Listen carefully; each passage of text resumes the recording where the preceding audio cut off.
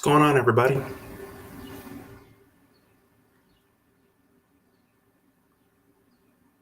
If you look at the title, only diehard WWE fans will understand what I mean by that.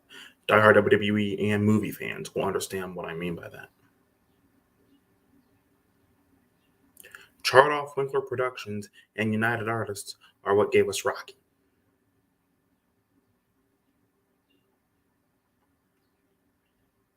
And this whole Cody situation is what they're doing. They're trying to emulate Rock. They're trying to emulate the whole Rocky thing. I get what they're doing, but at the same time, they don't need to.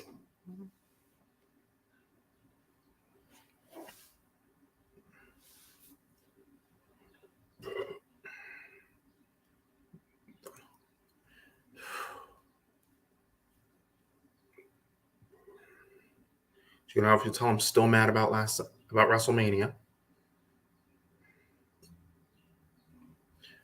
all the people are saying, "Oh, Cody needs to face adversity." Look at his first WWE run.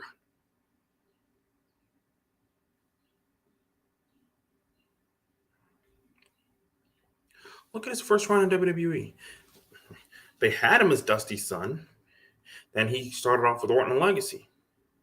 It was going pretty good for him. It looked like he was on his way up. Oh. And then he at around 20, and then when they took him out of Legacy and they gave him that whole dashing gimmick is when it started to completely go downhill.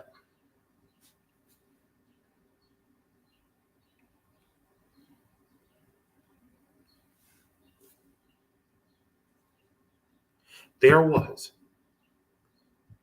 a point where Cody Rhodes was wrestling with fucking face paint with a star on it. And in a ridiculous bodysuit to match. Star dust.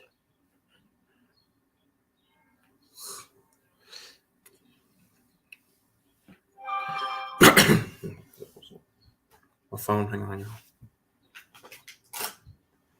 Yeah, it's totally back there.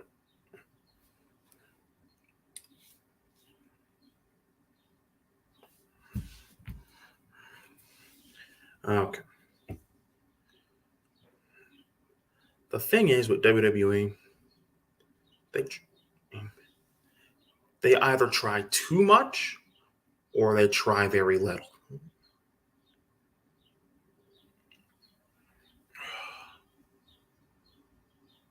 There's a 7-letter word that WWE doesn't seem to understand.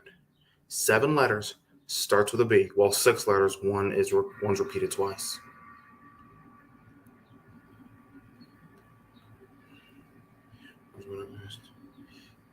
Balance. Don't overdo shit, but don't underdo shit. Meet in the middle. Oh, Cody Rhodes needs to face adversity. What more adversity could you face wrestling in one of the most brutal matches WWE has to offer with a torn fucking pec completely off the bone? What more adversity is there?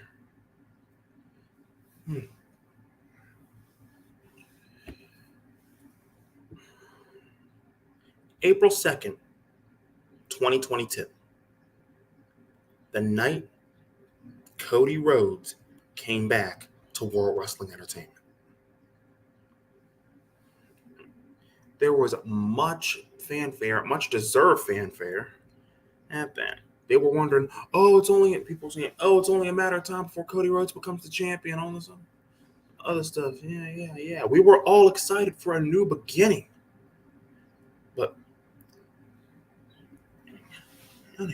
But then, as you know, fate delayed that. And then when Cody was gone, Triple H took charge, and it looked up. Yeah. Cody Rhodes came back at the Royal Rumble, number 30, went on to win the whole damn thing. Shot at WrestleMania, everyone's thinking, changing of the guard. I am going to tell you this right now. The finish of that WrestleMania match was Vince McMahon's doing, and nobody will convince me otherwise.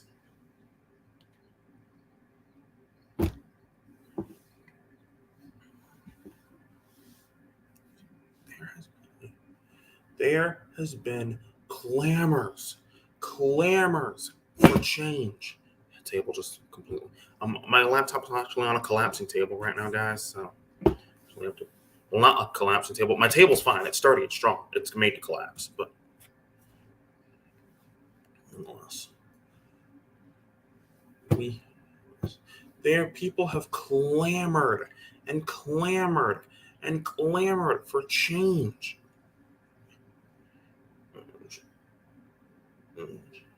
Yeah, the interference in every single one of Roman's title matches is getting ridiculous.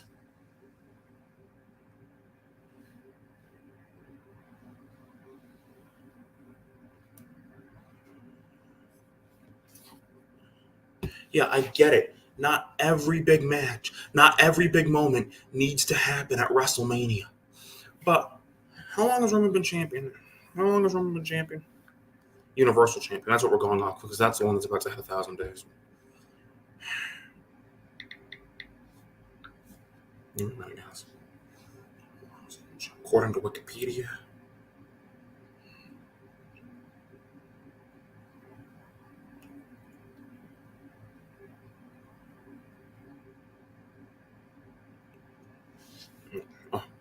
Roman Reigns is, at that point, had been champion for 945 days. In the 940 area. He had 945 days. Roman Reigns hitting 1,000 days wasn't worth sacrificing Cody's big moment. It wasn't.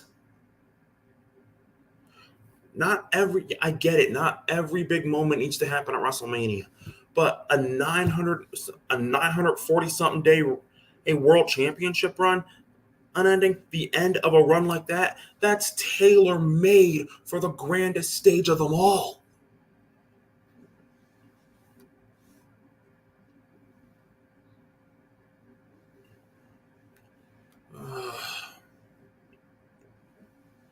Tailor fucking made. And they didn't pull the trigger. People are saying, oh, yeah, Cody will win at SummerSlam. It won't mean as much. It won't.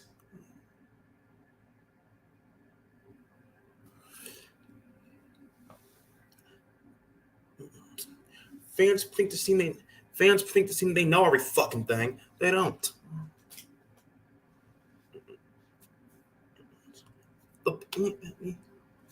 The point that these people don't get, people are saying, oh, we're impatient. We just want if you're too impatient to watch a good story and good riddance, I'm not even watching WWE anymore.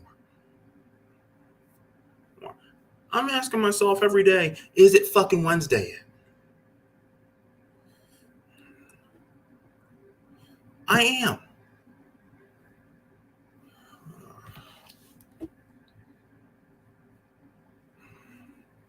How do you fuck that up? How?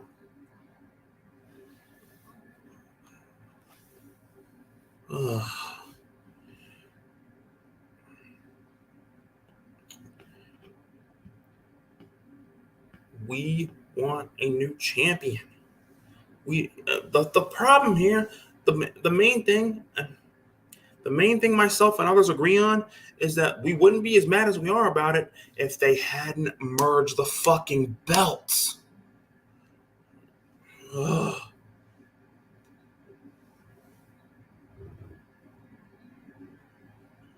If you want a Roman to hit 1,000 days, all you have to do, you could have Roman say, hey, I hold a great deal of cachet here in WWE, so I'm going to make it that you can only challenge for the WWE Championship. Whereas I still remain Universal Champion no matter what. Fucking fly. But nonetheless. Yeah, only have Cody challenge for the WWE title. Have everyone be a dick, say, hey, you can only challenge for the WWE title. I have a great deal of cachet. I remain Universal Champion no matter what. Good. That would have been perfect. Cody gets his big moment at Mania, and Roman still gets to hit his 1,000-day mark for all you Roman marks.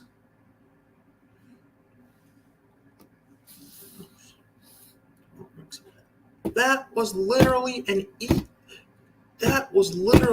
easy fix. How do you not pull the trigger? Now fans everywhere fans are more excited for. Yeah, I've been reading Twitter. Fans are more excited for fucking Rebellion. Impact's next pay-per-view. They're more excited for Rebellion than they are for fucking Backlash. Ugh.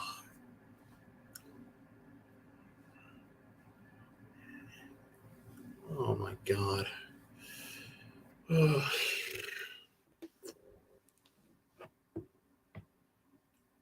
Let's try to get some more people in here. Let's try.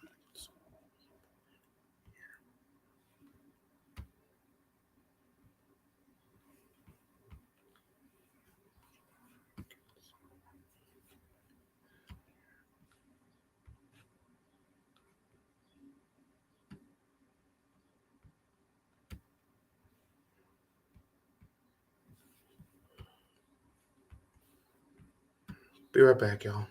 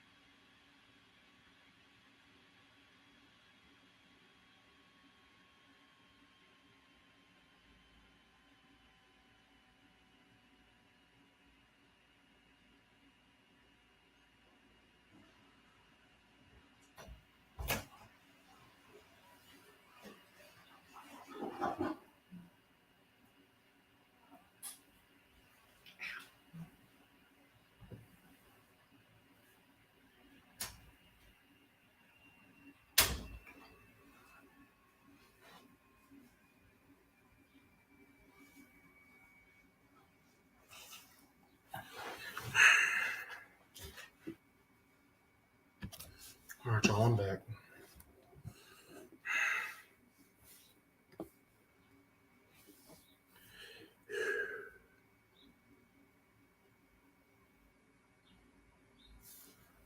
Let's read some tweets about this whole thing.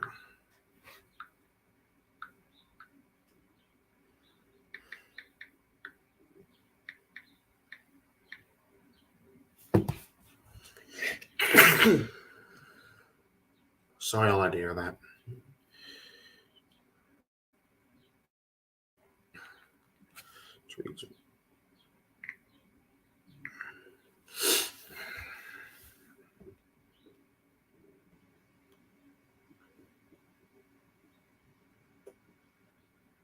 All right, Here's read down. Bruh, the IWC is so impatient. Triple H is making us feel heartbreak, and Cody is feeling heartbreak. If you think this is over, you have the attention span of a goldfish. No, we don't think it's over. We wanted Cody to fucking win at Mania. It was the perfect fucking time. Dude, WWE basically... Dude, basically, like, it's like the Super Bowl. Super Bowl, right? Super Bowl, final 2 minutes of the fourth quarter, and it's a tied game.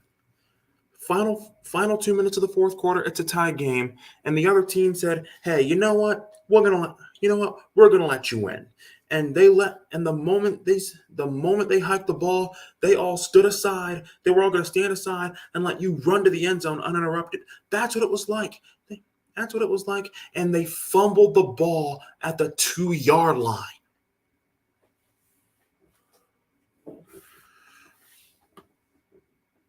And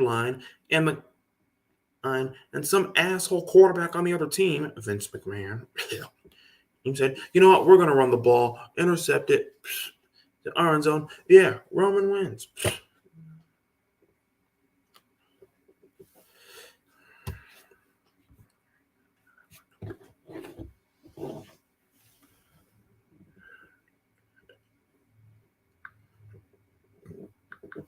Yeah, it says. Yeah.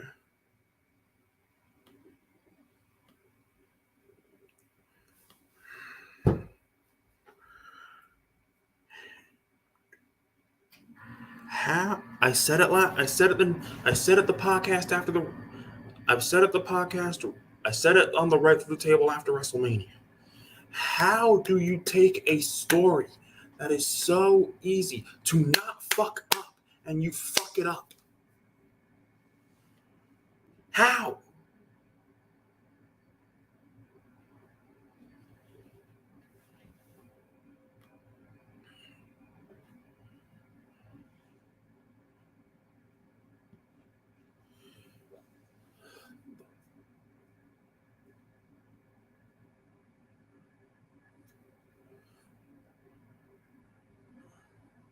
What these people don't get is that fans, like Vince McMahon, obviously think he know every damn thing. Thinking, we're gonna have him pass Hulk Hogan's run, blah blah blah blah blah. No.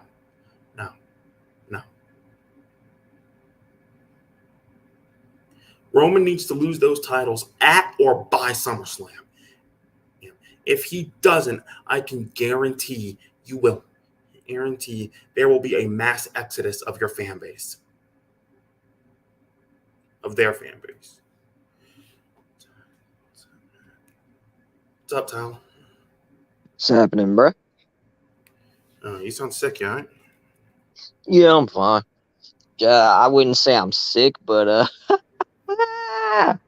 it's already it's only 2 p.m. and I've already been drinking. If you could read the title of it, you understand what I'm getting at here? Read the title up. Wait, are you on YouTube right now? Yeah, I'm on YouTube right now. I'm live. Gee, let me pull it up real quick. I ain't know. Let me pull that shit up.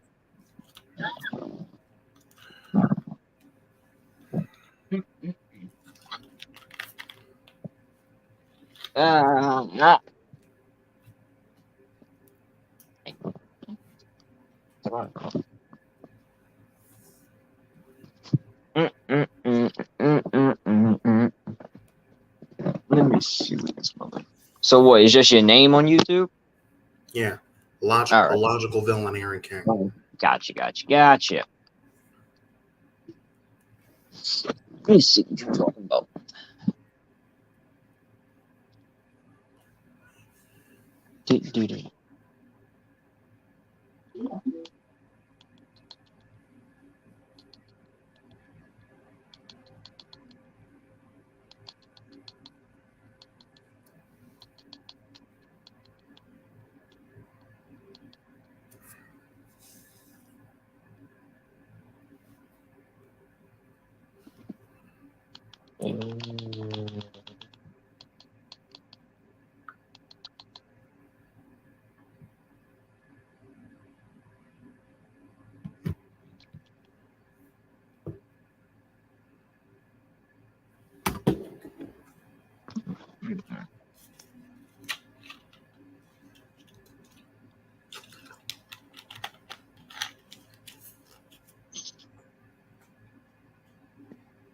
That's weird. I can't find Yoshi.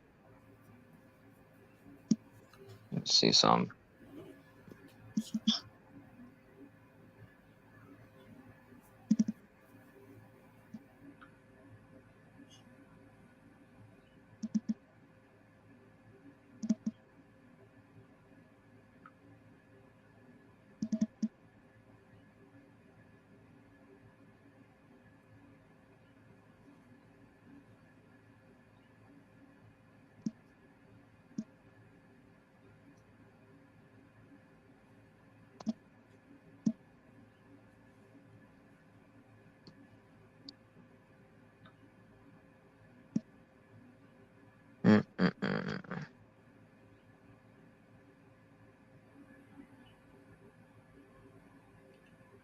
Ah, there we go. I see it now.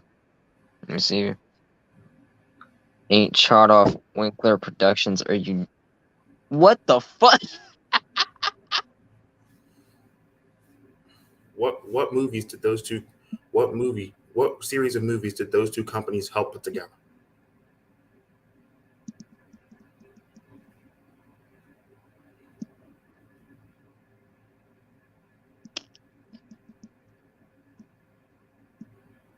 Wait, and then United Art. Okay, hold on.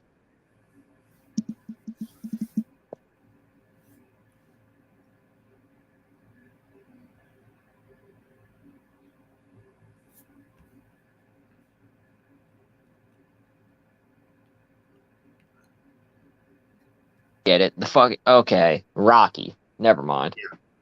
Yeah. I was like, wait a minute, what the hell is he get? Oh, because they trying to give Cody the goddamn Rocky storyline.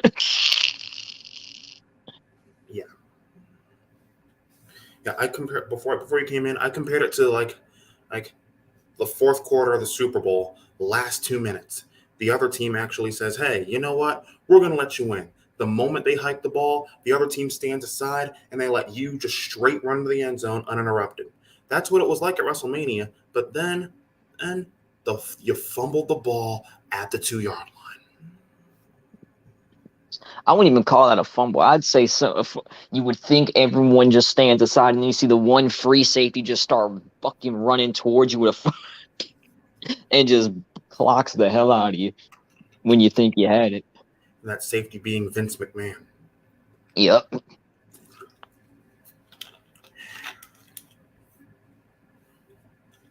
It's just ridiculous. Like, I don't get it. The man already lost 6 months of his career. There's no need to add on, in my opinion. Yeah. The concept, I understand. I do. Yeah. But by SummerSlam, people are not going to care as much. They are. I mean, they already don't care as much. WrestleMania, dude, like, I get it. Not every big moment needs to happen at WrestleMania. Yeah, 100%.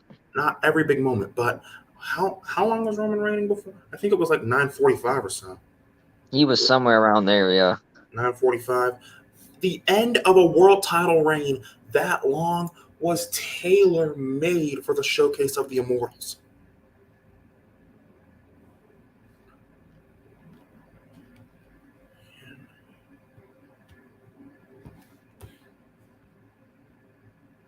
There we go. I had to refresh my shit.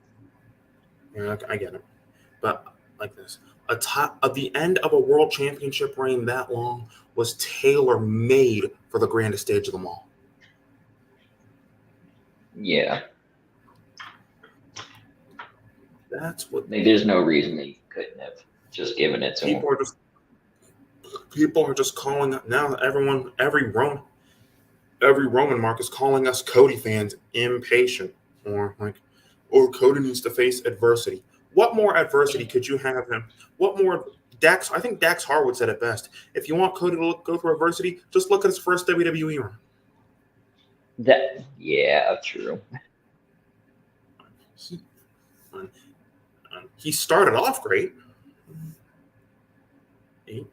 Yeah. But yeah, his first WWE run, I'm sorry, he peaked when he was in Legacy.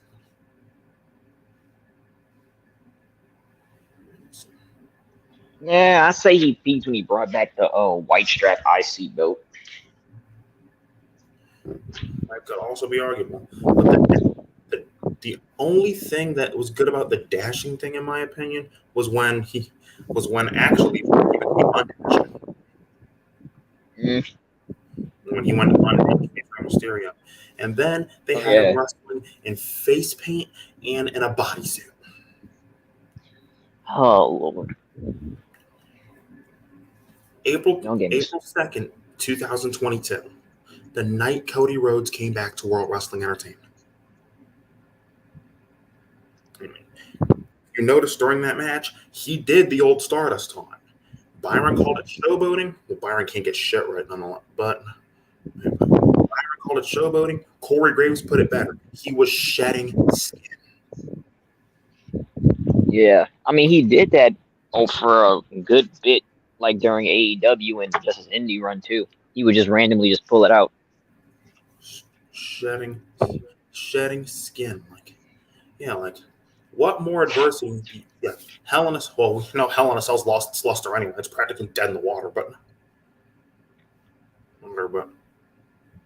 nonetheless, but it's still a brutal match concept. How you want adversity? June 5th, 2022.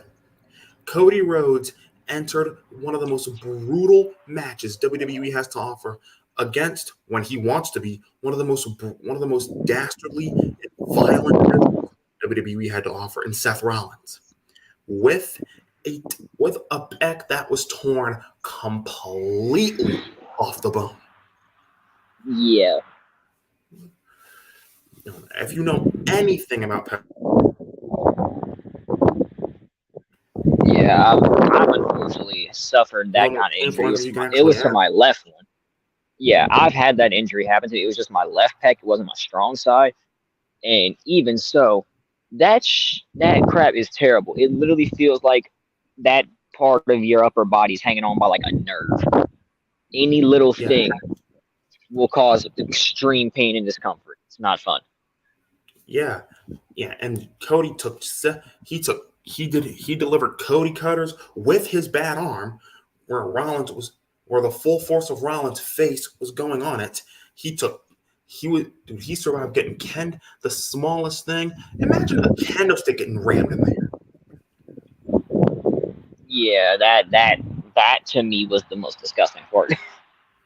Yeah, but Cody, you could see Cody like somewhat grimacing when he took off his jacket during that match. Mm-hmm. People's respect for Cody Rhodes fucking skyrocketed after that. Dude, that was tailor made for a world championship run. He will get it I eventually. agree. Yeah, he will. But I have said that if Roman Reigns does not lose that title by or at SummerSlam, there will be a mass exodus of WWE's fan base. Yeah, and the problem is that there's no one left. That's the issue. That's why everyone's so mad. You can't Yeah, call people impatient. They have sat through Roman Reigns' reign. I don't think people understand this. For literally at this point, 3 years. He won the title in 2020. August 30th. He won the title in 2020. We are about to approach 3 years of Roman as champion of some sort. A bit It's not much. that no one's. It's not that that people who want Cody to win are impatient. It's the fact he's already ran through the entire roster and damn near lapped it. Yeah, that's one big problem. Another big problem, why people are, I keep saying, they wouldn't be as mad as they are if they, you know what I'm about to get at, Tyler? Go ahead. They merged the belts. That's the second problem. If he only had one belt, it would not be that big of an issue. The fact that Vince was like, nah, we need one person holding both belts. Yeah. unify the titles, at least retire one title's lineage. Both championships still contain their original lineages. Well, the problem is they can't. You can't retire the WWE title straight up. You can't. Yeah. And the Universal title has only been around 6-7 years. Yeah. How? Yeah. The thing is, USA's getting impatient. I mean, both networks are impatient at this point. I 100% believe that Triple H and Cody Rhodes was a Vince McMahon. Roman Reigns, Cody Rhodes. That was a Vince McMahon decision. It couldn't have been, because apparently it was planned out months in advance. So it couldn't have been a Vince decision. I don't know. I'm reading a whole It definitely feels like one, but then you have to remember who Paul Levesque learned from. That is true. Like the whole, like, for example, if Cody was just like your run-of-the-mill indie talent, it'd be different. Because think, Black and Gold NXT, that is what it was. It was full of nothing but your standard high-level indie guys. That's why it felt so good. Whereas now, Triple H is running the main roster, where you've got some indie guys, you got some guys who've been here before, and then went to the indies and came back. You got guys who came straight through your system. Like, it's just a mix of people. Yeah, and people were expecting it to be like 2018 NXT, which is still the best era of NXT in my opinion. Shit, hard to top. The only person that the only year that comes close to even sniffing it is 2016. Yeah. So the thing is, everyone's saying, hang on. I think I found a list on Twitter of people who can still face Roman. Half of them are just like, why? Half of them ain't gonna make sense.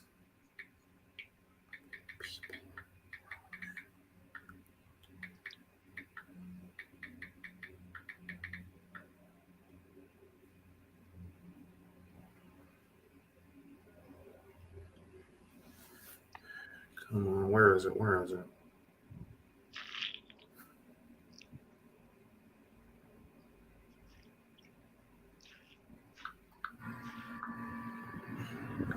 Oh, here it is.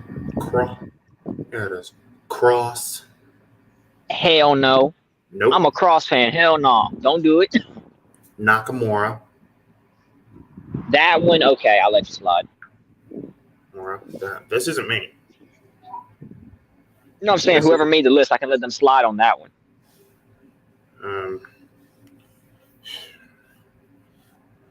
Corbin. Absolutely not. Yeah, and I've seen that movie too many times. Yeah, and it pains me to say as a Corbin fan. Yeah, Gunther. He'd have to lose the IC title first, but that one's okay. Yeah, one's okay. He has to lose the IC belt, and he's not losing it until at least fall. Yeah, it looked like it. Shit. Yeah, because he'll break Honk. He's gonna break Honky's record in September. No, the hell he won't. Motherfucker, you know what Honky Talk's record is? 454 days. And Gunther at WrestleMania was at 300 even. So he's gonna break it in like the fall or winter of this year, I believe.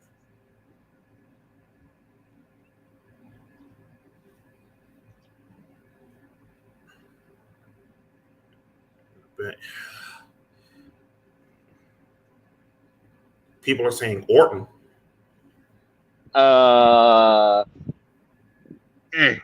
Still hurt.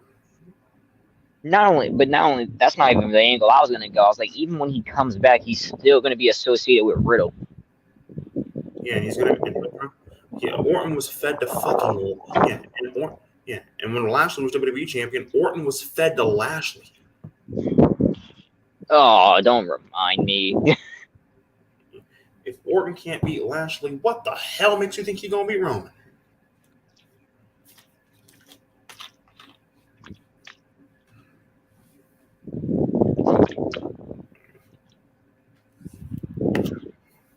people are saying that people are saying that the match he had with the Bloodline could be Orton's last. I mean,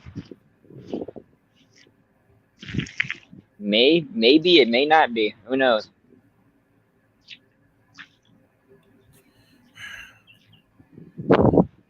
All I can say is back fusion surgery. That ain't nothing to take lightly.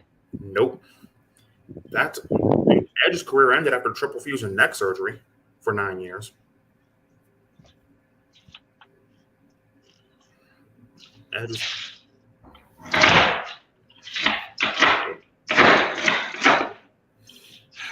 You know, I can honestly tell you, when Orton goes into the Hall of Fame, a lot of people's childhoods will be over.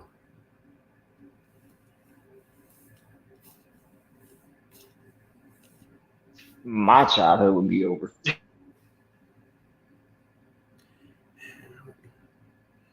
Yeah.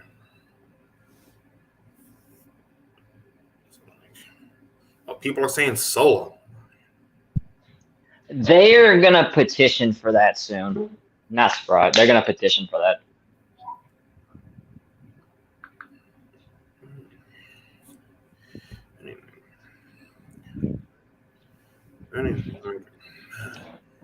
If anything, Cody winning at SummerSlam yeah, it'll be a great moment, but it won't be as big as it would have been in LA. Yeah. Speaking of, you had time for Snoop Dogg, you had time for Logan Paul, you had time for Pat McAfee, which I will let slide. I must say, Pat, that one's fine. Pat, that one's fine. And The Miz, 2 nights in a row, but you had no time for the undeniable Kavorka of L.A. Knight. Yeah. I mean, LA Knight and Lashley were off the show because apparently they're supposed to do something together.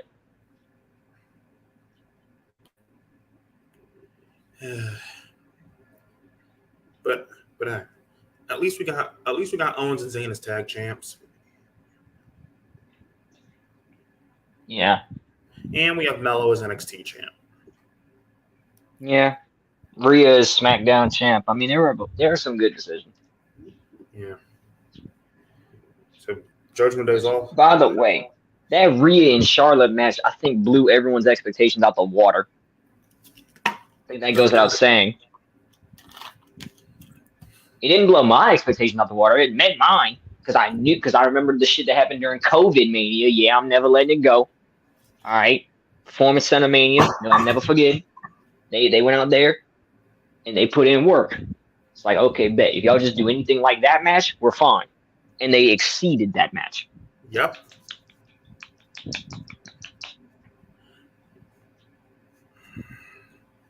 Yeah. And the whole Ray and Dom shit ain't over yet. Nope. And Ray wants to quit. I knew it wasn't going to be over. And Ray wants to hang it up at 50 all of a sudden.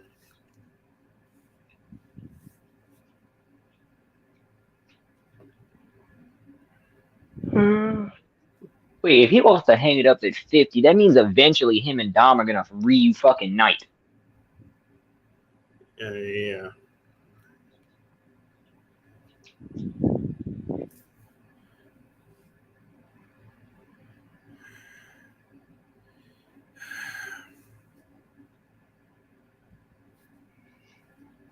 Oh my, because he doesn't turn 49 till December. Jesus. 2024 in December is gonna be when he hangs it up.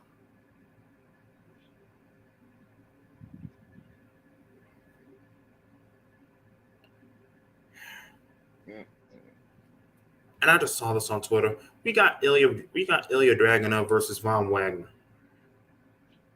Fucking gross. And they say if Ilya Dragunov wins, Mr. Stone will walk away from Von Wagner. The hell you mean if Ilya wins? Fucking disgusting. Yeah, but at least we got Mello as NXT champion. So. and there's going to be a fatal four-way tonight to crown Melo's first victim at Spring Breaking.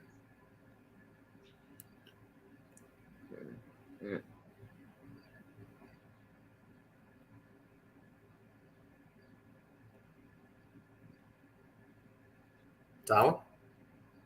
Are you there, man? I was wondering if you're there. Yeah. Doing a fatal four-way to crown Melo's first victim at Spring Breaking. Dragon Lee was the first one. Who's in there with Dragon Lee so far?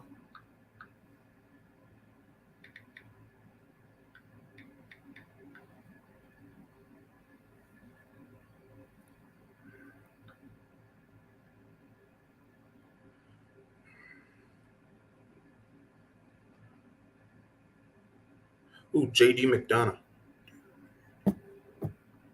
Yeah, here's what I do. Do JD McDonough at Spring Breaking. Don't do a rematch with Breaker until Battleground. Yeah. I mean, it depends on who the other two people are. Because if the other two people end up being guys that make sense more than JD, then I'm like, all right, fine. I think it'll be probably like Gacy or.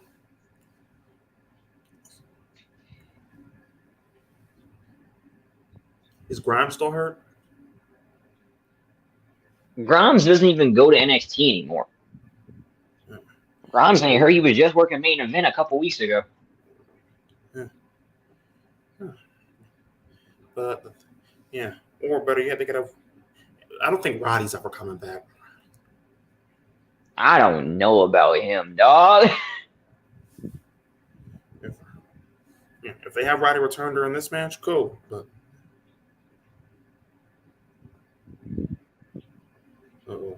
But if the other guys don't make sense, have JD McDonough. Have JD McDonough win. JD McDonough have Melo beat him at Spring Breaking, and then do the rematch with Breaker. Now Breaker's now a heel. Do the rematch with Breaker at Battleground and have Melo beat him and have Braun go up to the main roster.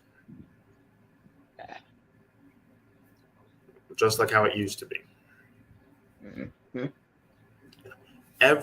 Every former NXT champion, as soon as they lost the title, they got a chance to. Once they lost their contractually obligated rematch, they went up to the main roster. Yeah. Any champion, be it American, like it happened with American Alpha.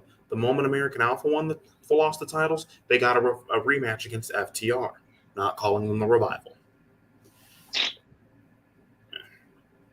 They got a rematch against FTR. They lost that rematch. And then they had to do something with the Authors of Pain, and then they got called up to SmackDown.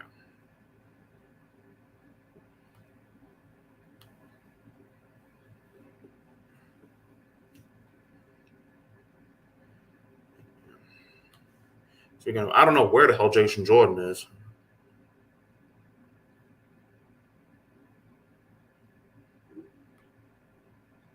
They moved him to a producer role because he fucked his neck up. Yeah, I think he's done in the ring. I would assume he's done, unless the man finds the fountain of stem cell treatment. Yeah, but they have Gable doing the best thing, and have Gable doing one of the best things of his career with Otis right now.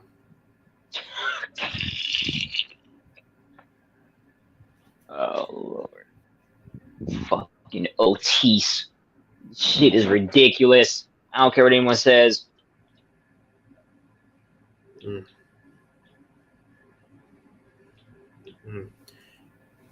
When it was first assumed that Vince McMahon was coming back, guess who the two people I was most scared for?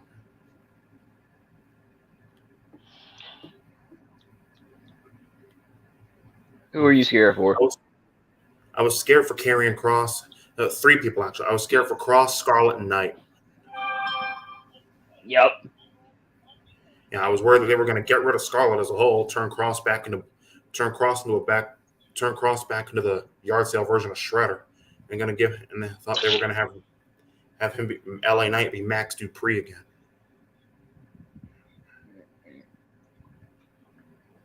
Hold up, did you hear why Scarlett never got brought up with Kross? Give me a minute. 1 minute. You're good.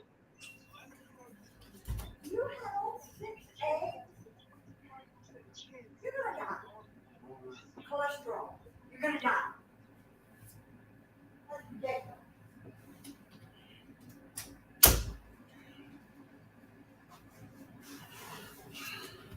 right, I'm back. Yeah, but did you hear the reason why Scarlett never got moved up with him? No, I didn't actually.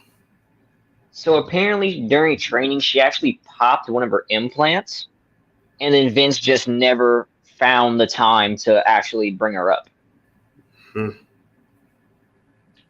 So literally, she got injured during training, and that kind of screwed Vince's head of, okay, when should I bring her up now that I've already changed him?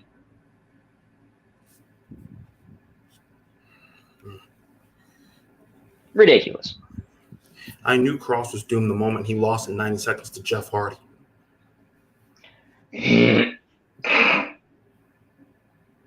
I know, don't remind me.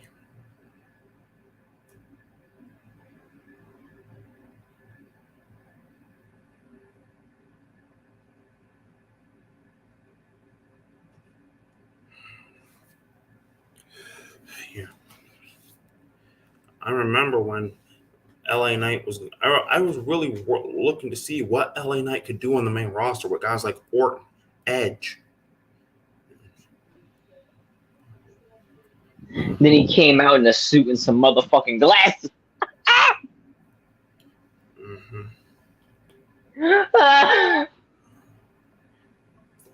Thought we were watching Project Runway.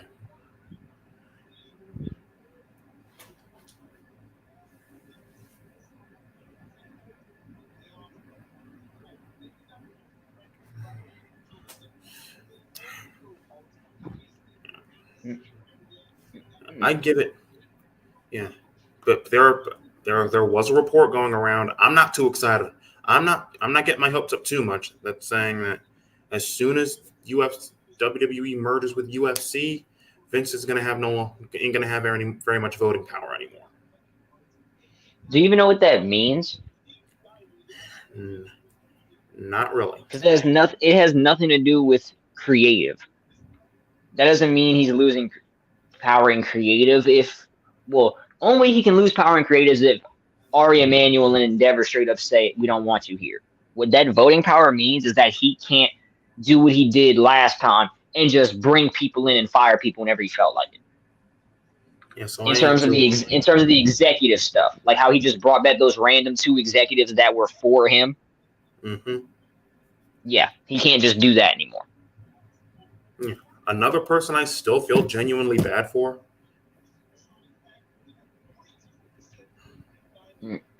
He's been signed to WWE since November 2022. I mean, my question is, what are you supposed to do with him? What could he do? You know who I'm talking about? Eric Young. What the hell could you even do with him? People are saying that have him reunite with Sanity and Judgment. But Eric Young is good enough on his own. No, how can you reunite Sanity when the other 2 are off doing their own things? Exactly. That's what I'm saying. We haven't seen Nikki Cross on TV since.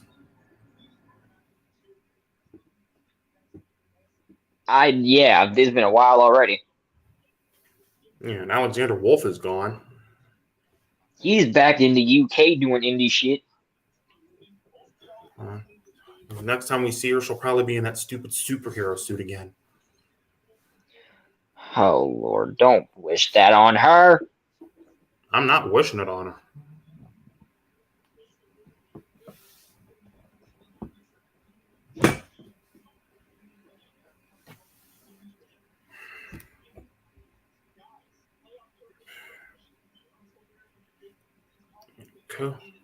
Cody should have won at Mania. I don't think I'm in the mood. The only person who will be like genuinely happy, who are like saying like anyone who's like in our circle that is actually saying that they're happy Roman One is either trolling or Noah hacked their account. Yeah. Wow. Damo's literally been active so far on the indie scene throughout 2023 so far. Mainly in the UK, to no one's surprise. Considering he's Irish. Ireland's part of the UK, right? I wouldn't say part of the UK, but they're forever going to be tied together. Yeah. Because remember when NXT was originally going to do a takeover in Dublin, Ireland, and Wikipedia saying it's the first NXT UK takeover to take place out of the UK. Exactly. Uh-huh. Yeah, they'll forever be tied, but I don't know if they're like, but they aren't officially part of the United Kingdom. No, they haven't been part of the UK for a while. It's just that they're always going to be tied together, and despite what happened, they're always going to get along. United Kingdom. I think it's just England and Scotland, right? England, Scotland, and Wales.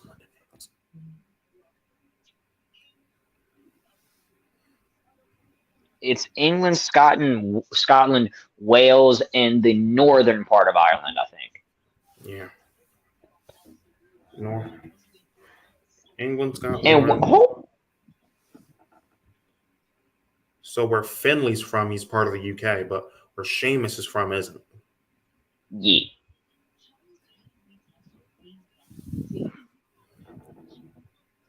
Hold on, wait a minute.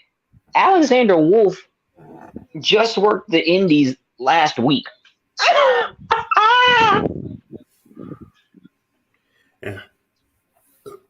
And you know what I would like to see someday though? What? I know it's probably never gonna happen, but once Hammer, not someday, but not anytime soon. But once Hammer and Holiday are done in MLW, they go to AEW. You see them go somewhere? Ooh. Yeah. Go to AEW, and you know where I'm going with this? Oh, reunite with Maxwell? Yeah. Hopefully with him as still as champion. Or at least a 2-time champion, because he doesn't need to be champion that long. Yeah. I can see Hammerstone drawing AEW's attention. Because he's one of those hybrid big men. Holiday, I'm not too sure yet, but I think he can do it, hopefully, in the future. Holiday can absolutely do it.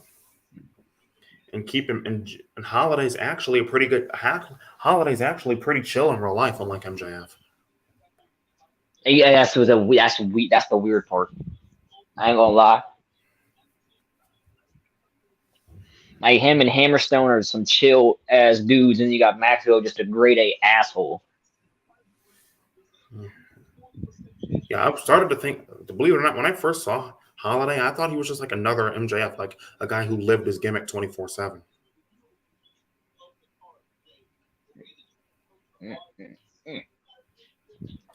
But Holiday's actual real name is like Joe Zimbardi. I don't know how to say his last name, but I know his first name is Joe.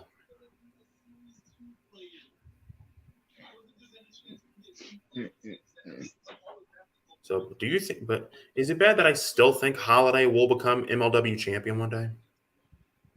No, because he probably should. Yeah, but now Alicia's gone, his girl. Yeah, I know.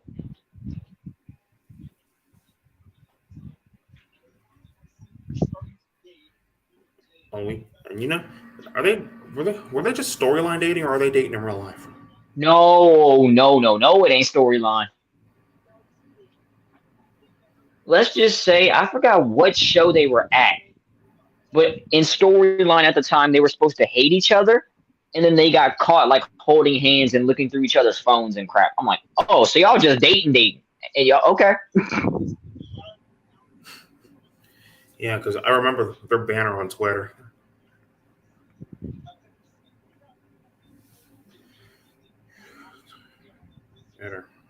You know, Alicia still hates MJF.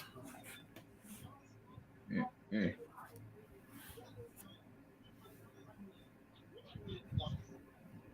But it's like, like you were aware of the comparison I made last night between Dom and MJF, right? Oh yeah, whoever made that comparison needs to go die. It's that simple. Whoever made the comparison needs to go somewhere. They need to be drug tested, and I want some of it.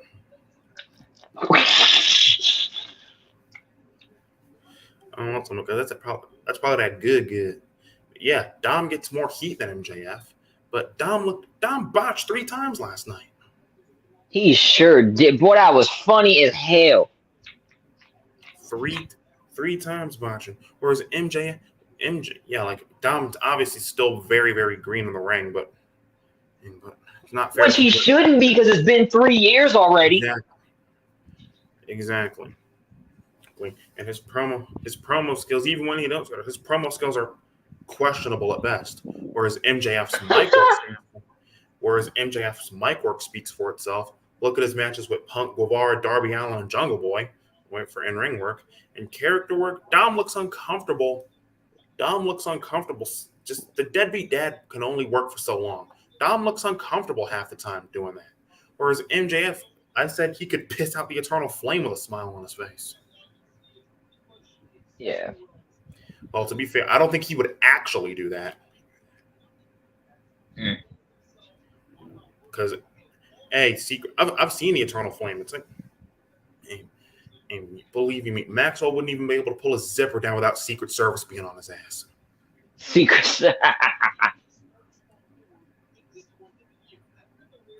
But you get what I'm saying, right? Yeah. Yeah, MJF. He could piss out the eternal flame. He could spray paint Michael Jackson's grave. He could hit a woman with a smile on his face. To be completely honest, is it bad that I'm shocked MJF hasn't struck a woman yet? Kind of.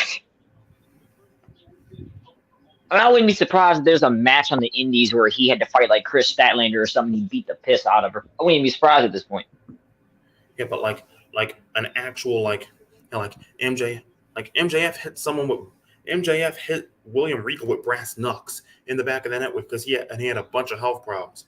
It wouldn't surprise me if MJF just you saw that he had no qualms about that in Cody's cage match with Wardlow. He had no qualms about hitting Brandy. Well, that's because Brandy crazy enough to let him do it. But I wouldn't come. But I'm just gonna say I would not be surprised if the day comes where Maxwell actually hauls off and punches a woman in the face. I think that's going to be what makes Excalibur explode in rage. What if MJF just hits a girl? Yeah, and if you've noticed, like whenever MJF does some shit, Excalibur doesn't get as mad as Tony Schiavone or Jim Ross. Oh, 100%. Schiavone hates his guts. Yes, like Schiavone or Jim Ross, but now that JR is seemingly off Dynamite permanently, but Taz always vouches for him because he's a heel commentator and obviously New Yorkers, but this is like when Taz punched Regal, Schiavone was the angry one, and even Taz was shocked by what MJF did, but Excalibur was like, oh my God. But I can honestly say the day Maxwell actually hauls off and punches a female in the face, he almost did it to Julia Hart when Julia Hart was still a cheerleader. Yeah, that's right. Yeah. The day MJF, I honestly believe that it will happen within the next 5 years. The day MJF actually hauls off and hits a female, that's when Excalibur will explode in anger.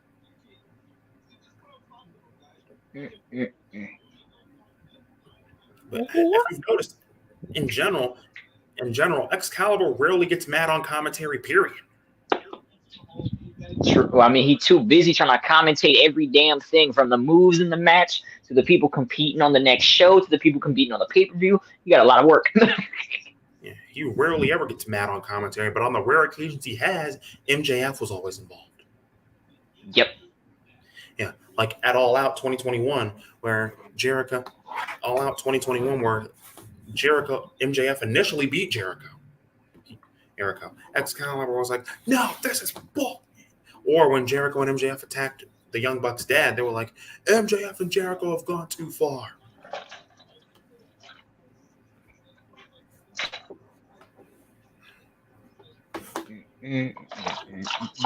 But I'm starting to. Is it bad that I also think that during the Brody tribute show, him ripping -1's mask off, was that planned or not? Oh no, 100%. Anything involving -1 had been discussed beforehand. Yeah,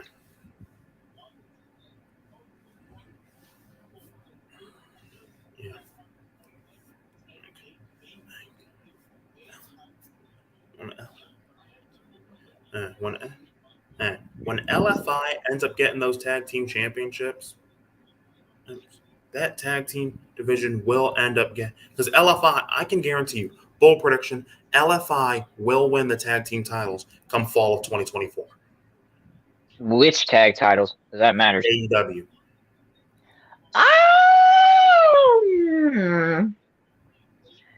I don't know about that one, fam.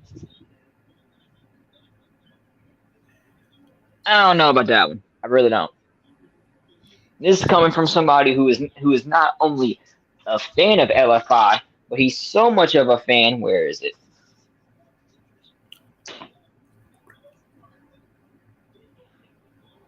Yep, there it is. So much of a fan that he made sure he had the shirt. I don't know about that one, G. I can see them winning the Ring of Honor title before the AEW titles easily. I could see Roosh being a mid-card champion of some sort. Yeah. Who the hell's going to beat FTR? We don't need to worry about that right now. They just got the shit. Yeah. I'm going to wait and just let it play out naturally. What we need to try and bargain for is who the fuck is going to beat Orange Cassidy, because this shit is getting ridiculous. Have it be Roosh. Roosh, Takeshita, freaking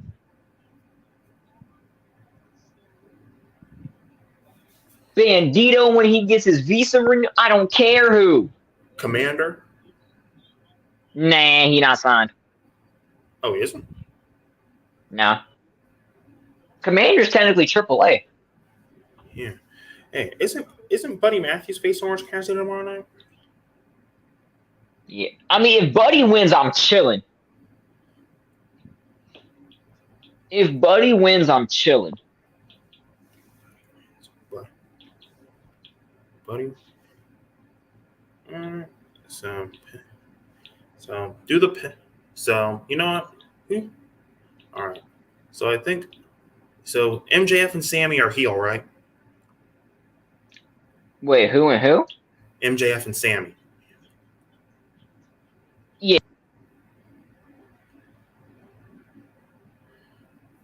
Yeah, they're both heel. And so here's what you do. Do the Pillars Fatal 4-Way at All Out. But in order to build it at All In, the Wembley show, do a tag match. MJF and Sammy versus Darby and Jungle Boy.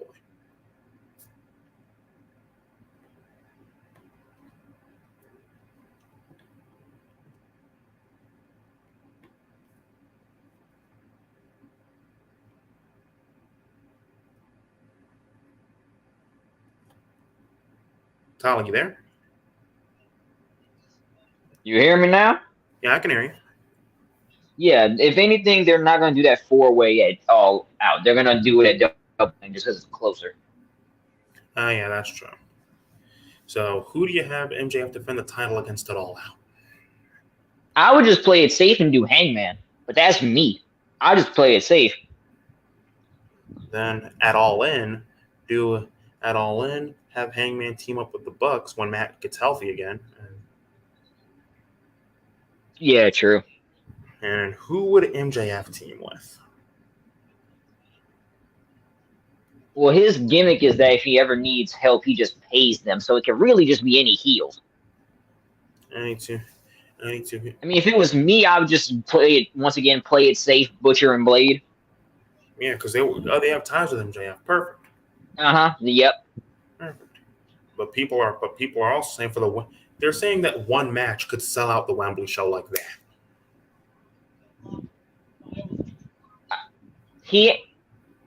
Nope. I already know what they're hinting at. No. It's not gonna happen. No. I'm not saying his fucking name. I'm not doing it. I'm not putting it out there.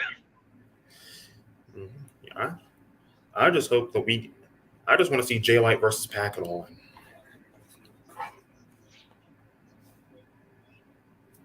I'm not. Because we already know we're getting Ospreay Omega 2 at Forbidden Door.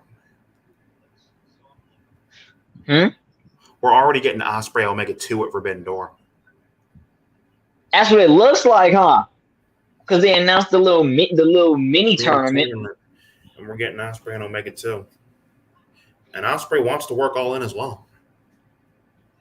Well, of course he does. It's a UK show. Yeah, and he's from Essex, England. How far is London from Essex? Um, Hang on. hmm.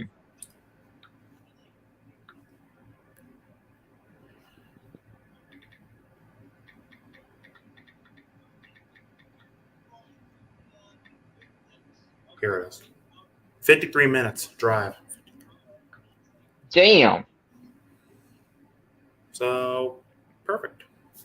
So, who do you have Osprey face, though? At All In? Yeah, in Wembley. Hmm.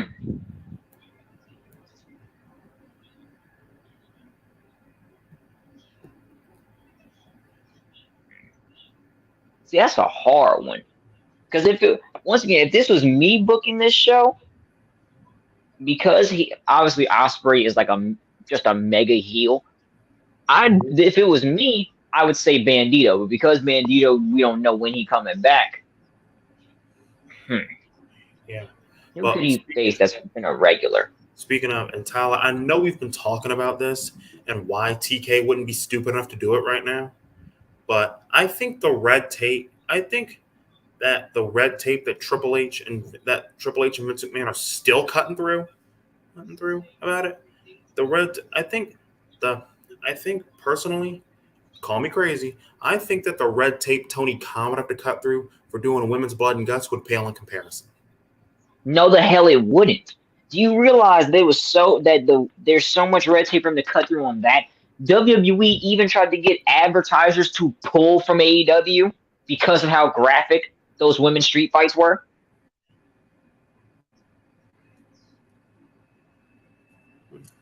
If they were that graphic? Let me tell you something. Okay. Whenever you have women out there, women aren't viewed in that violent light in wrestling, period, right? Right. But then when you start seeing tacks and barbed wire and stacked tables and ladders and all this, and the women are bleeding to the point their hair is legit changing color, you're going to have a lot of people on your ass. It's the only way I can put it.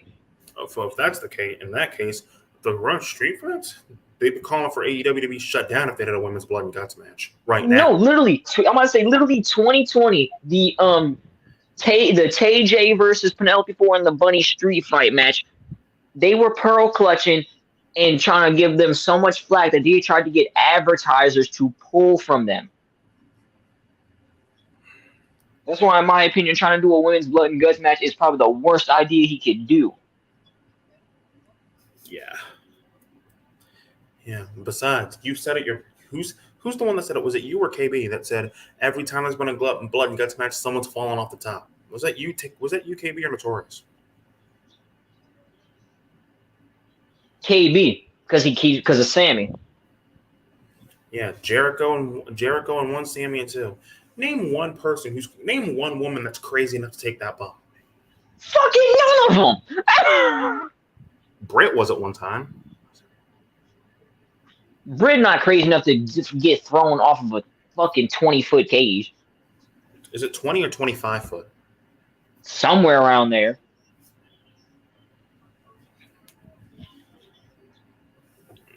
Britt ain't nuts enough. We all know Jamie ain't crazy enough to do it. Hell no.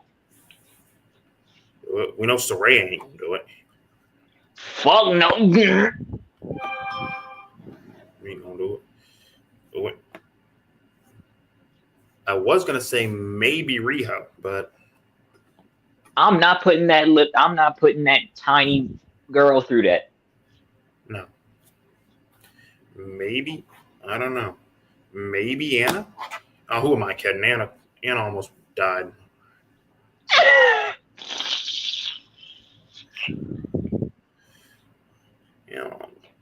Almost like Willow Nightingale almost legit broke her in half. But,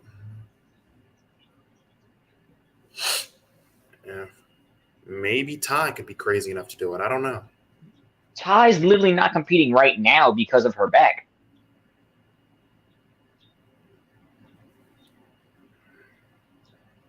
We know Tony ain't gonna do it. Absolutely not. We know Willow ain't gonna do it. Probably not. Ain't gonna do it. We know Ruby ain't gonna do it. Absolutely not. I'm not too sure about Jade. About who? Jade. She might not even be. I'm sorry, she's probably not even gonna be in the fucking match. Yeah, They're not gonna put her through that. I don't care. Yeah, and I don't care. I don't care if you are Fearless being married to Dante Martin or not. I don't see Sky getting nowhere near the top of that page. Yeah, no, I don't. Yeah, she might have dated Dante. She ain't gonna do that shit. She's smart at the end of the day.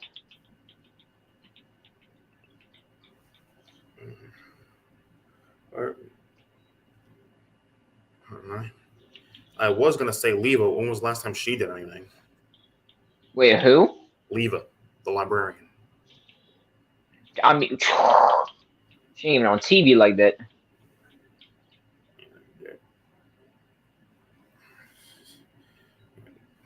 Yeah, but Sky Blue got signed. That was a good thing that he did. Surprised. The only person I like genuinely believe could be crazy enough to do that bump is Julia Hart. I don't even know if she would do it just because she's so early in her career. Yeah, and she's puny. She is also tiny as hell. There is also that. You're right. Do you think Nyla could maybe do it? Nyla could. It's just a matter of would she, in my opinion. I don't think she would.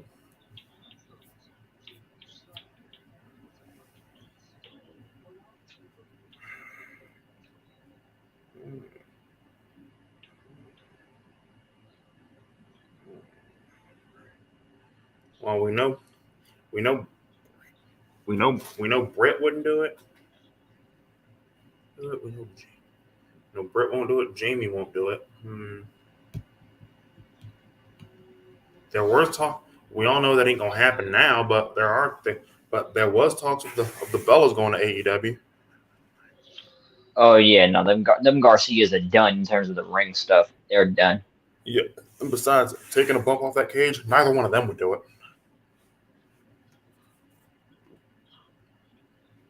Yeah, neither one of them would.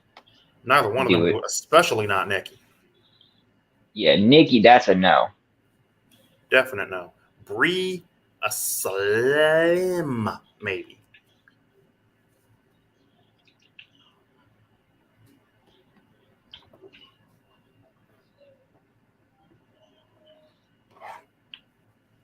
Yeah, Jericho was getting flack from his wife for taking a bump off the cage in the first Blood and Guts. And he did it with all that extra padding. Yeah, and Sammy actually fell like on the tables. Must be just on the tables, just straight up. Straight up. And he did it, and unlike Jericho's was a straight back bump. Sammy actually fucking nosedived. I'm about to say Sammy freaking front flips so he hits his hips.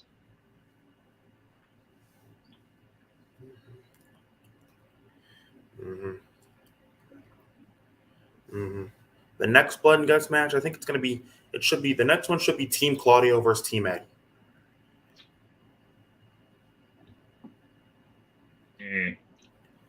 I don't know about that one. Specifically because Eddie and Claudio, they've just moved the story to just specifically Ring of Honor. I don't know if they would go that far. I think they could do, for example, like BCC versus like the Elite type of deal. Yeah. Where they each find a couple extra people who are willing to put in, and obviously Eddie Kingston would be willing to team up with the Elite for that. Eddie, so it would be Hangman, the Bucks, Kenny, and Kingston. Who would be the fifth? Who would associate with the BCC? I mean, I know who I would do, but that's just me. being wishful thinking right there, and Josh Woods. I could definitely see that. I was gonna say Gresham, but then I realized he ain't with TK anymore. Yeah, he would Impact. As far as who I would do it, I was gonna say MJF, but who the hell am I, kid?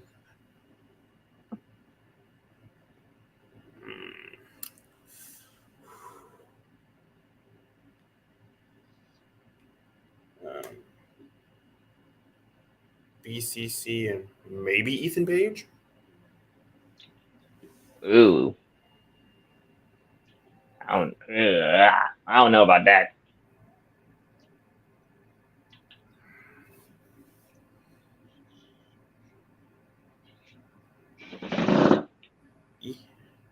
Ethan Page. Who? Josh Woods. So yeah. So a woman's blood and guts match isn't happening until at least I would give it at least until summer of 2025.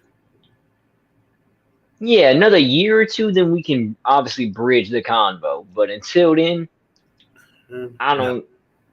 I wouldn't want TK to have to deal with all that fucking nonsense. Besides, that'd have to be the first blood and guts match to take place entirely inside the cage. Because ain't none of them women taking that bump. Oh, that's a nah. Sammy Guevara just crazy for willing to take that bump consistently. That's all it is. Because we know it ain't going. Yeah, the only two people that could the only three people that could genuinely do it. That could genuinely do it. She could, but they want Sky, Julia, Nyla.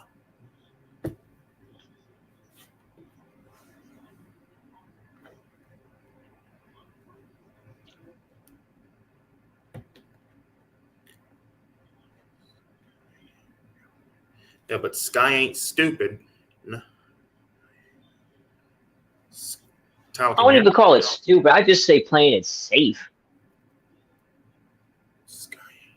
But Sky be playing it safe. Nyla just wouldn't, and Julia's too small.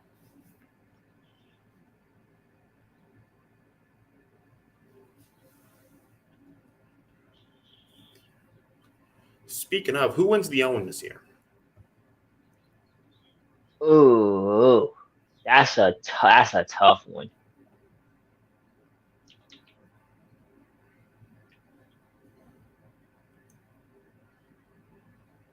Personally, I would give the Owen winners like a featured spot at Forbidden Door.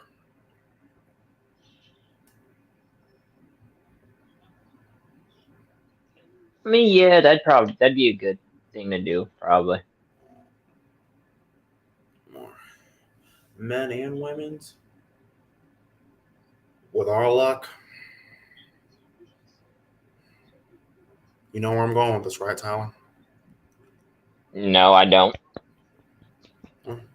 If she's healthy in time,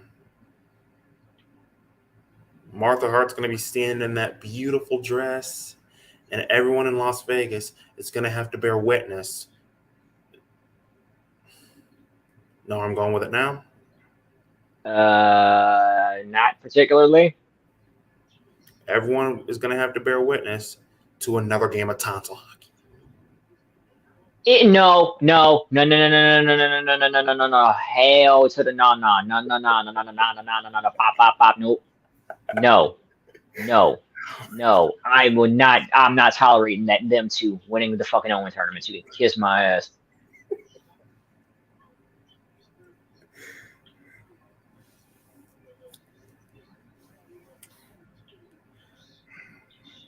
I don't want it to happen either, but with our luck, it might. I'm just gonna hope and pray it don't. I hope this year they don't, because granted, the last one was the first one. I hope they just don't pull that couples crap again, because that wasn't necessary in my opinion. Yeah. Personally, I think they only did it for the first one because those were two of the biggest names on the roster. Personally, though, if it was me, since Dante's leg is all sorts of fucked up, hooked up, and he probably ain't gonna be back until like maybe winter of next year. It was an ankle break. It wasn't a leg break. It was still, that shit was completely bent backwards. Once again, ankle break. Ankle break's usually a 5 month, like 5, 6 month thing. But still, he gonna be still Dante's gonna miss the whole entire Owen. I'd say maybe Darius and Sky. I wouldn't go that far.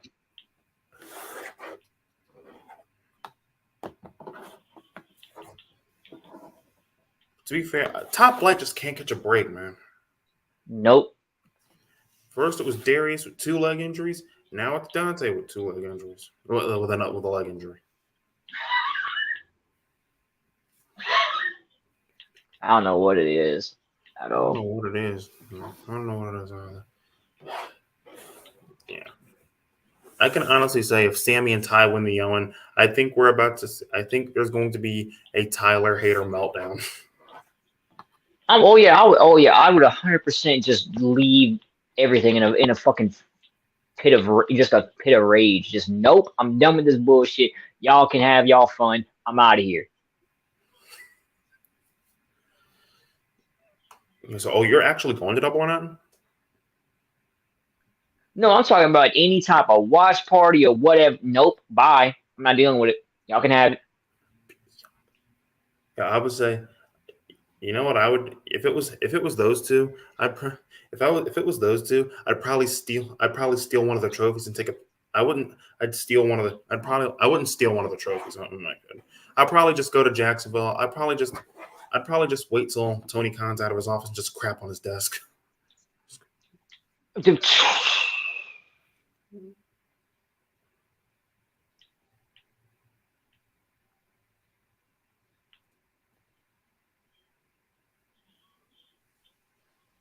Sammy, are you there, man? Yeah, I'm here. What would you do if you actually had the? If I got to book the Owen, Yeah. who would I have win? Because in my opinion, something like that should be a guy's like a make or break moment. That should be something that can elevate that person. Yeah. So, let me look through their roster real quick because there's a lot of guys.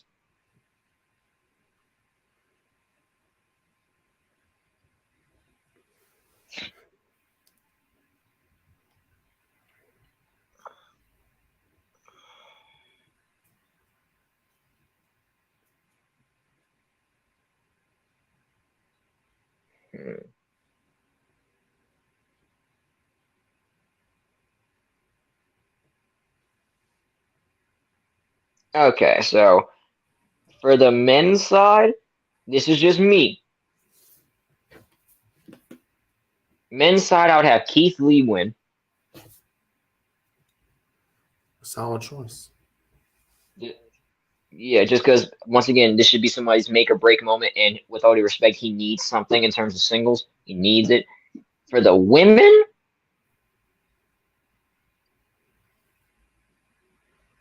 as long as she's back in time, I think I'd probably go Layla Hirsch. Layla, because as of a month ago, she was back training in the ring. So if she can make it back, I think I would put those two. Yeah, speaking of Layla Hirsch, another woman who wouldn't take that crazy ass bump. Fuck no. Yeah. As for me, for the women, I do Sky. Yeah, well, I tell you, because she's worked her ass off, huh? Yeah, I would do Sky. For the men, I'd say Swerve. That's another good one. I didn't put Swerve winning it just because he just officially merged with the embassy. Mm-hmm. So he's already got the embassy around him to help him with his build back. Mm-hmm. Yeah. Statlander's still out of the ring for another like few months, right? Yeah, you'd think because they said like she's backstage like working on mic skills, but that's about it. She's not trying to do anything physical. Hopeful. Yeah, there's no more. At least she ditched the alien gimmick. Yeah, now she's more than a woman, which is fair. Yeah, Which is but fair. the only thing I liked about the alien gimmick was her theme song. Yeah, the theme song was fun. I don't know. In fact, hold up. No, my favorite part about that whole alien gimmick, it was the dumb because it was funny to me. Any person that her character met that she liked, she would boop them on the nose. Yeah, I yeah, never yeah. found that not funny. That was always the funniest thing in the world. Just oh, we're friends now. Boop. What? Okay. That will never not be funny to me. I don't know why. And speaking of, so I think we already know that due to her history with injuries, Statlander wouldn't be nuts enough to take that bump. I personally wouldn't put her through it. But neither would Athena. Oh God. It would literally just if they were to ever do it in a couple years, it'd be the first match where everyone legit just stayed in the fucking cage. Yeah. Yeah, because I don't think any one of them will ever. The only person that I would even say, the only person that I think would even, the only like few people, again, I've said it, but in 4 years' time, the only like 4 people I'd ever consider crazy enough to take that bump: Sky, Statlander, Brett, Nyla. Not Brett. Sky, Statlander, Julia, Nyla.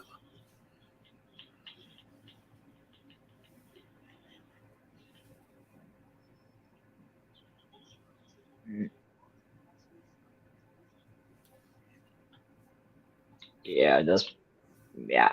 Ugh. But here's the thing. The thing is like, yeah, I get like Tony Khan wants to do something like cool, but like I get you want to showcase women in an edgier light, but There's got to be a women's limit at war some games point. match. So Yeah, I must say at yeah, some point there's got to be a limit. yeah. They did a women. They're now doing women's war games matches. But I don't think war games should be an every year thing. No, I mean that's essentially what Blood and Guts is. It's their war games. Yeah, but only do blood and guts when it needs it. Well, no, Blood and Guts is going to be a yearly thing, just because that's the trademark. It's its own Dynamite special. This, that, and the third. So is blood and guts going to be in May or June from now? Because the first one was in May. Yeah, first one. That's the. I think it'll for this year specifically. It'll probably be June. It's always going to be around. It's always going to be in the summertime. Yeah.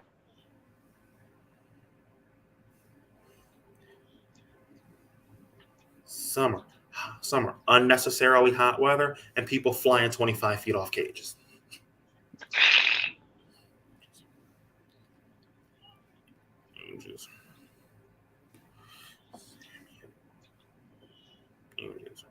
But if Sammy and Ty do win the Owen, there's probably going to be a lot. T-Mobile Arena is going to erupt in boos. Oh, of course. It was the I mean, first time people can't stand them. Period. Don't let them get something to brag about. God, they'll be unbearable. Yeah. Yeah. And y'all keep. And then the worst part is people be making the joke. Now you know if damn well if you was wrestling and you were with Jamie, this, that, and the third, you'd be hell no, I don't believe in that shit. I don't believe in all that PDA. I don't. Yeah, maybe a kiss on the lips here and there, but don't play freaking tonsil Yeah, tennis. I'm not finna play tonsil hockey in public. That's that bullshit. Yeah. Yeah. Not even in high school. I didn't even do that shit in high school because I thought it was fucking stupid. At least when Holiday and Alicia did it, they were like fully turned heel and they were doing it to piss people off. They just do it just to do it at this point. They're like y'all already heels, goddammit. Yeah, at least when Holiday and Alicia did it, that's what was the case was. They did it when they were still faces, and then that's what set people off. yeah. They making out with the TNT title too. Ugh.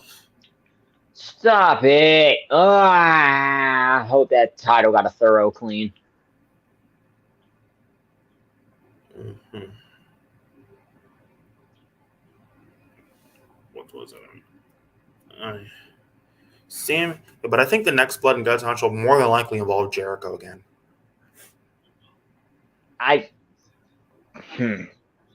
It'll probably be JAS versus the Elite. I would hope and pray not. It doesn't need. It doesn't need that. It would be Garcia, Guevara. It would be Jericho, Hard Nips, Cool Hand. Jericho. Yeah, Hard it'd be Jericho 2.0, Hager, Garcia, and probably Guevara. Garcia. Wouldn't it have to be 5? Because that's how they do it. It's 5. It was 6 last year. It was 6 just because JS had 6 people. Yeah.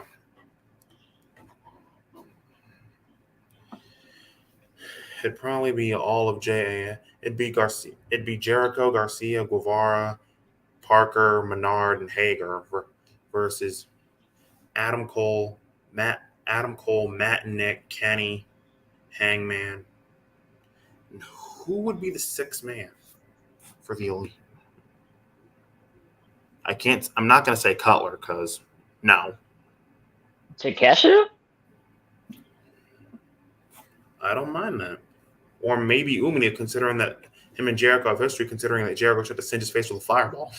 Oh, yeah. Oh, yeah, Shota. Shota would be another. I think they would just stick with Takeshita because that goes with the story of fucking. I'm not calling him Don. Fucking Cyrus the Virus trying to recruit his ass.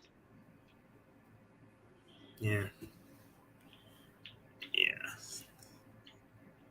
Yeah, so I think that might be the next Blood and Guts. I'm not considering that considering that Jericho's now starting to beef with Adam Cole.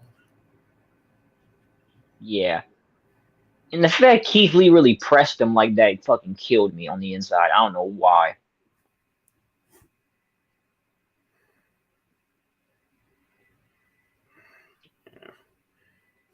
Yeah. And you know what that match I was talking about that would sell out Wembley, right? A certain Omega versus a guy that's not even with the company right now. Yeah. Yeah, no. We don't need that shit. Great wrestler, PR nightmare. That's the only reason you can't bring that man back. He don't know how to shut the hell up. He has a track record of doing it too. That is that I don't think people understand. Okay, cool. He does this, that, and the third. He makes the money. Da da da da da. Is it really worth pissing off about 85 to 90% of your fucking roster? No, it isn't. Because there's one universal truth. There's 3 certainties in life: death, taxes, CM Punk causing bullshit. At this point, yeah, not even wrong. At this point, No, not bullshit. Bullshit.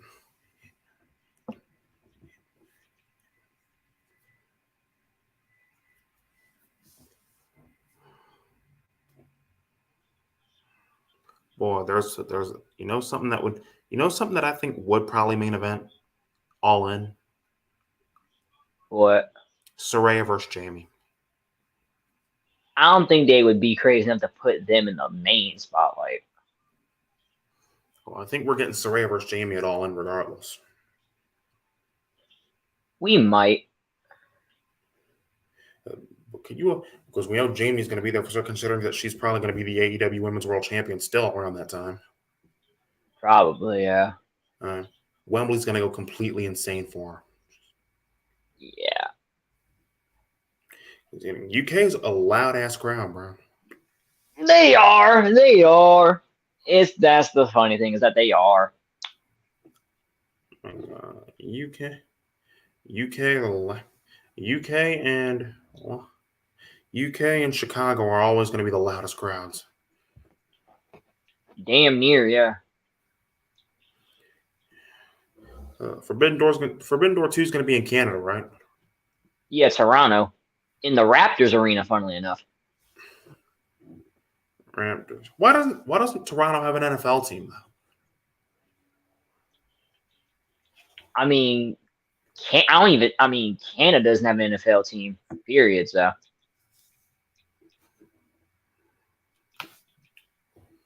But Toronto's got the lead. Toronto has the Leafs, the Raptors, the Blue Jays. Yeah.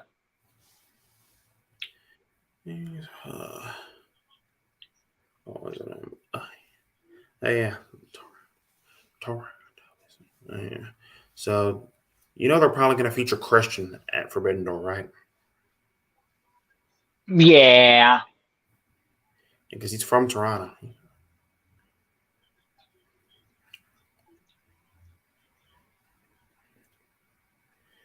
Okay. I think it's time to settle this debate once and for all. Who's better on the mic, Edge or Christian?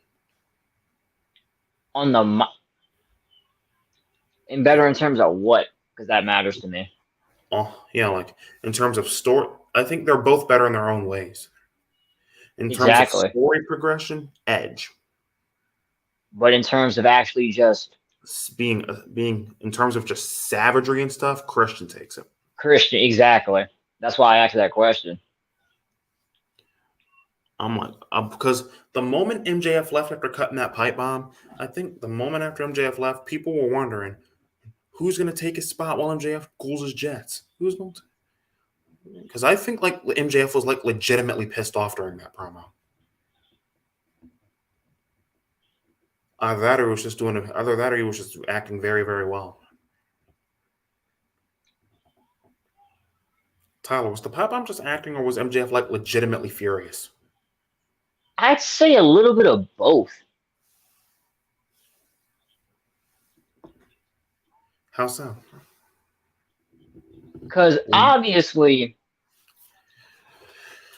he was pissed off before that promo happened. But then about the whole contract as stuff. the whole promo was happening, you all of a sudden they caught it how production was literally telling him to leave through the crowd instead of going through the tunnels and all this other shit. So I'm like, okay. So he's mad, but he's willing to work. It was one of those things. Yeah. Whereas I think it was the same with Punk too. Like Punk was sitting on the stage, he actually conducted himself. I thought MJF's lungs were going to bleed from him yelling so much.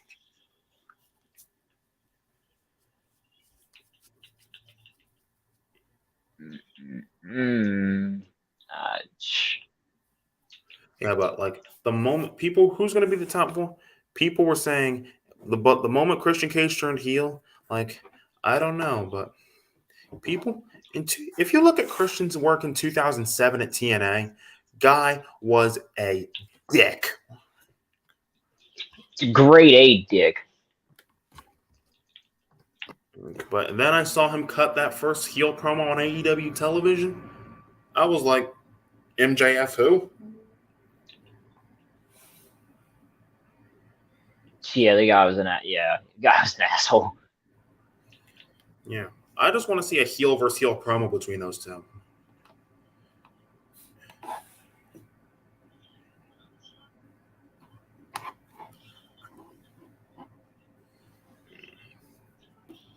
Yeah. Call me crazy, Tyler, but before they do a women's blood and guts, they're going to do a women's dog collar match. I can see it just because dog collar is just one-on-one. Or if you were crazy enough, aka Briscoe's, rest in peace, Jay, fucking 2-on-2. Yeah. AEW Women's World Championship, duh. Perfect. All out. AEW Women's World title on the line, dog collar match. Jamie Hayter, obviously, but who would be her opponent? Can't say Saraya because the dog collar goes around the neck, right? And we know what happens there. Yeah.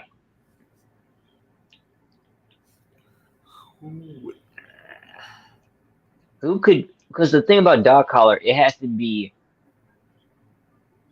Um, like if the rivalry has to get to a point where they're so pissed off at each other, that's the only way it can be solved. So who could piss off Jamie to that extent? Besides Brett. Yeah, besides Burt.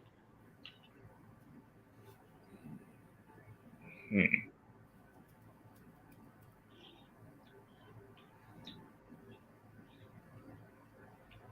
Ruby? Maybe. I was about to say, yeah, either Ruby or Tony, either one. Yeah. Yeah, that's what I was going to say. But I think they're going to do the I the mean, women's dog collar match until after Brett turns on Jamie. yeah. I mean, realistically, they would do it with Tony just because of all the history that's there anyway. And Jamie, yeah, and we all know they're going to split eventually. And Britt's turning on Jamie. Yeah, Britt's gonna go back to being a heel. Yeah, because I don't see Jamie turning on Britt. No.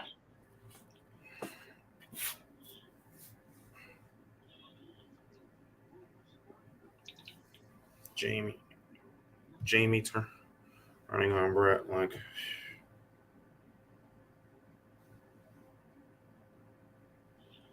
okay.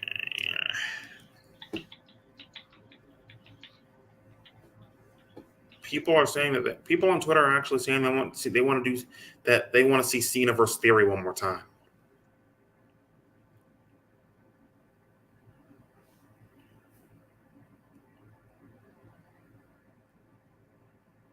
Can you hear me?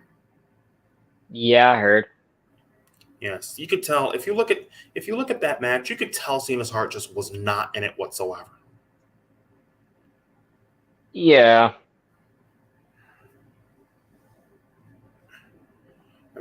They had him go on first. His heart just was not in it. Not in it because he knew it was the end of his road. And people are actually saying that they want him to beat Flair's record. It's not going to happen. No, the only person who would be around long enough to beat his record is fucking Orton. That's the only dude who would stick around long enough.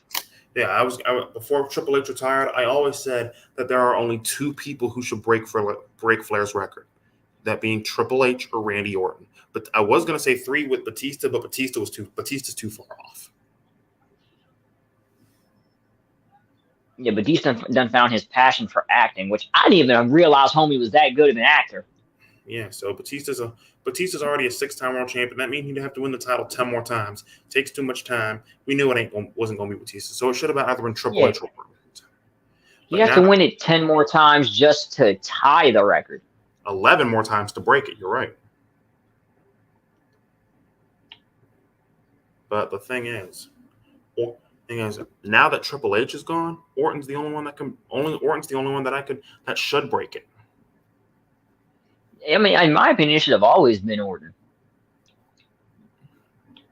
So when I saw Cena tie it at 16, I'm like, motherfucker. And Orton still has to win it 2 more times just to tie it. He has to win it 2 more times to tie it and 3 more to win it. Which hopefully his body can hold up how he wants it to, because he said he wants to retire after 10 more years of being an active competitor. Yeah, which means we might see significantly less of the RKO. Oh, cool. No one, Randy, I wouldn't be surprised if he found a different way to do it. What do you mean? Like if he found a different way to land, so he wasn't always on his back.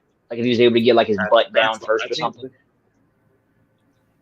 I think it would. Yeah, I think that's what contributed to it. So many RKOs, particularly ones not the in-ring RKOs. I'm talking about the ones outside the ring, like on the floor, the announce tables, the roofs of cars. Oh yeah, 100%. That's probably what did it. Yeah, not the out of ring RKOs were what did it.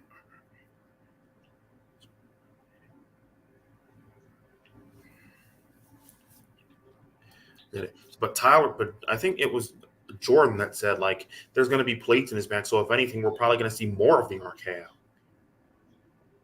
Oh, yeah, because it was fusion surgery. So yeah, they fused like parts of his spine together with steel plates and shit.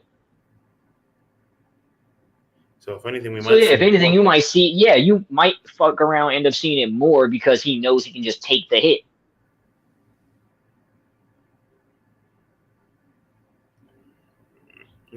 So yeah, if anyone's going to do it, I could see Orton doing it.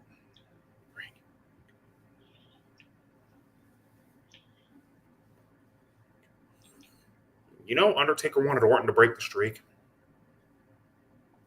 Taker wanted him to break it. He wanted Edge to break it. He wanted Kane to break it at WrestleMania 14. Which, I'm sorry, that would have been a terrible decision. Yeah, Kane made the right decision not doing it. But Orton and Edge didn't want to do it either because they had too much respect for him. Right? Yeah. Orton, especially at that time, being so young. He was just coming off a failed world title reign because he didn't know how to play a babyface. Orton's just a natural villain. Thankfully, because thankfully around 2012, he figured out how to be a face. Mm-hmm. Because god damn it, if he didn't figure out, he'd actually be in a world of trouble. Yeah, I think it was around 2010 because keep in mind, Cena was the biggest star in the company around that time. Yeah. Yeah, Cena was getting bigger pop. Cena was getting pops in that. Name the last who would have ever thought that Randy Orton would get bigger pops than John Cena? Just saying it doesn't even sound right. Exactly. Yeah, dude, everyone loved Orton in 2010. Oh, and here's another thing. See, people always talk about Cena. People always talk about like Shawn Michaels and Hulk Hogan and Scott Hall and Kevin Nash using their backstage power, to hinder other people. Cena was no better in that regard for a bit.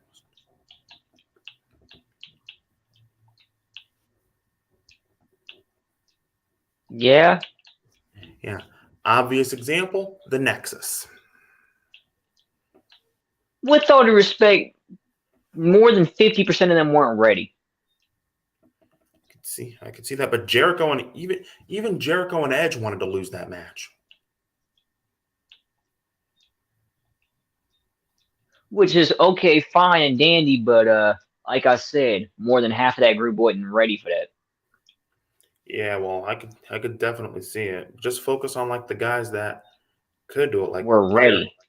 We're ready, like Barrett, like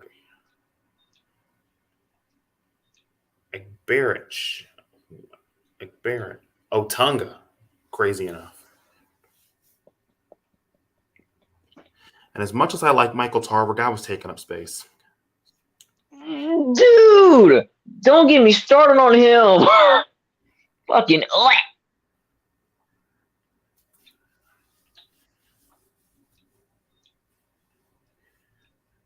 What was the point of him? I will never understand what the point of him was. To be completely honest, dude looked extremely intimidating.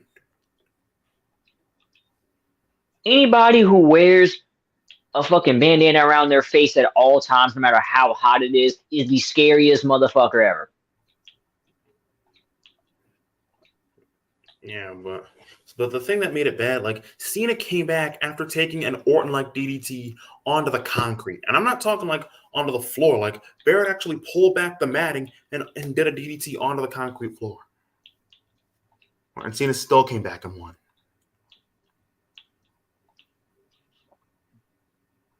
I mean, that was just John Cena, I guess. I don't know. I don't know what you want me to say.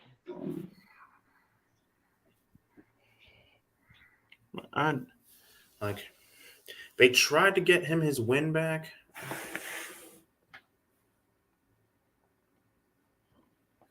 Yeah, they tried. Yeah. They tried to get him his win back. And then by him beating Barrett by Barrett beating Cena at Hell in a Cell. My bad. Blah, blah. They tried to get him his win back by having Barrett beat Cena at Hell in a Cell, but it just didn't feel right.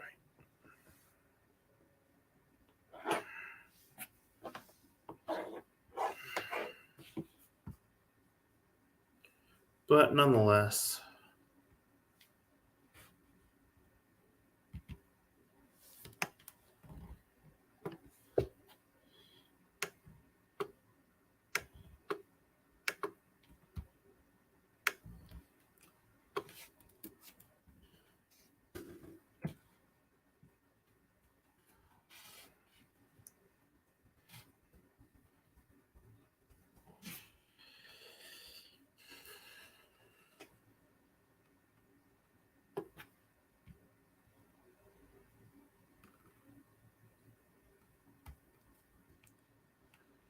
all right. I think that's a good place to end it. All right. All right, everyone. This conversation obviously started off. Then one of my good friends, Tyler, came in here and we chatted up. All right. Leave a comment, like this. Follow me on Twitter at AaronKing1004. Or Tyler was cool enough to join. At least I could do is plug him too. Follow him at Tyler Starks27. And that's Evan. Evan, hang on a minute.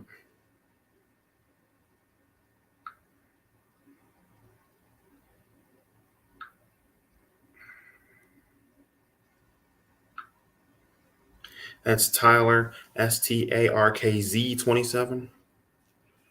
Evan, give him a follow. Cool guy. I'll see you next time.